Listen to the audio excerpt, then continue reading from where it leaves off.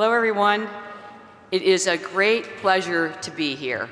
And Dean Goldman, I couldn't thank you more for the kind introduction. These are my favorite times, honestly, to come and see all the promise before us. So first things first, I would like all the graduates, and I mean this, only the graduates, to give yourselves a big round of applause. Come on, guys.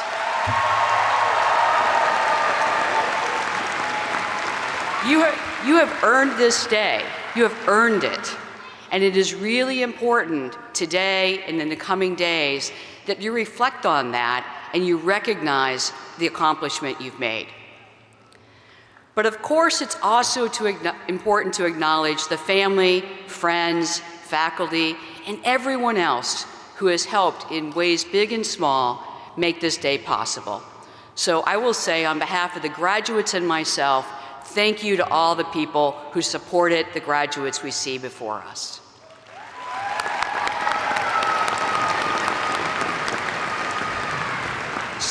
So this day is especially important and meaningful for me because I also graduated from a public policy school, the Maxwell School at Syracuse University. And while the colors of our gowns are very different, I did wear red bottom shoes for you guys. We are bound, we are really bound by a shared commitment to mission-minded work and public service. Now, of course, when people hear public service, they often think about the President of the United States or the DMV. But we all know in this room that the label is far bigger than that. And in fact, it's not a label at all. It's a choice. Now, I first learned about this choice decades ago in Baldwin, Missouri.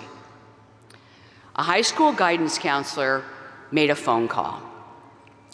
She asked her friend Betsy to meet with a former student, a young teenager who had done well in school, read a lot, loved to learn. But the family finances and the family itself had fallen on hard times. And the teenager, needing to help out, had dropped out of school. She was working different part-time jobs, driving a donut truck, stocking shelves at Target, mowing lawns, whatever she could find. And her goal was to one day be a bus driver so she could have stable benefits, or good benefits, and a stable income. And Betsy agreed to meet her. And right away, she could see that the young woman had a plan. But Betsy also knew that for the plan to work, the young woman would need a GED. So she suggested it, and the girl took her advice. Then Betsy told her she would have even more opportunities if she went to college, at least for a little while. So the young woman applied, and she got in. But she couldn't afford the tuition. So Betsy wrote a check, and we still had checks back then, but she wrote a check to the bursar at the University of Missouri, St. Louis. And at that very moment, everything changed. A semester of college turned into a BA from the University of Missouri, Kansas City, and eventually into a PhD at Syracuse University in economics and public policy. Thank you. And that path led me here.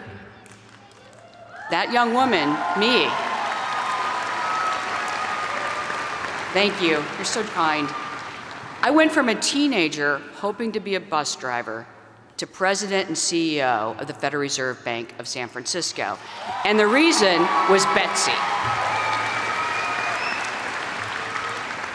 Now this is the important part.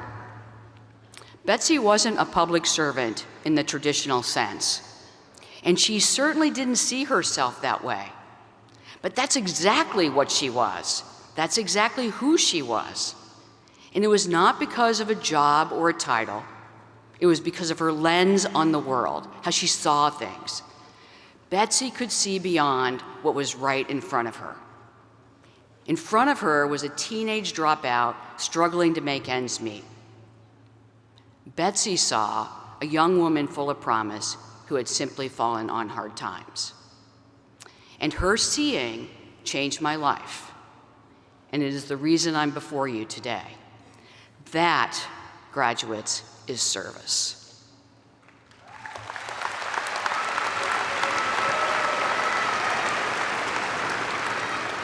But seeing a person right in front of you is one thing, an important thing, but one thing.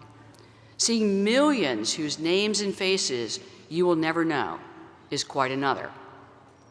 Every step you take up the career ladder puts you a little farther away from the people you serve. And that distance makes it easy to lose sight of what really matters. Now, it took a highly charged moment to bring this point home for me. And it was one of the most meaningful moments in my 30-plus year career. It came in 2009, in the wake of the global financial crisis. I was part of the San Francisco Fed research team, and we were briefing the bank's then president, Janet Yellen, the Treasury Secretary now, of course. So colleagues were describing the ongoing challenges in the labor market. Near double-digit unemployment, a lack of job growth, a dismal recovery in place, a dismal forecast. And Janet asked a simple question: what would the impact be?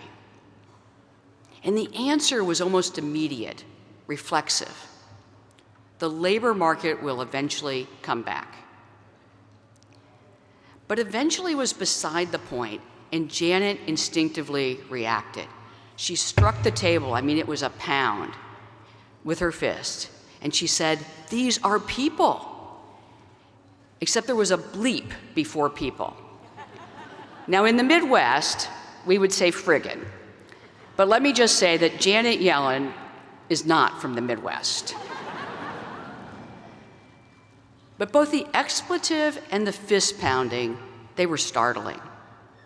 And for a moment, everyone in the room fell silent. Janet had just laid bare the truth about our work. It was not simply theoretical. Behind our data, our models, our forecast, lived people, individuals who had lost jobs, homes, and sometimes hope. And we had missed it. So the moment passed, and we turned to the briefing. But I couldn't stop thinking about it, and I have never forgotten it. As a Reserve Bank president, I have tens of millions of constituents. And it's not enough to look at the data and think I know them. Real knowing comes from seeing the who behind the statistics and how our policy decisions affect their everyday lives. That is what Janet Yellen's pound of her fist really meant. It was a call for all of us to see. Now, this practice of seeing, done day after day, changes not just what we think, but also what we do. A vivid example of this came early in my research career. We were studying the impact of environmental programs.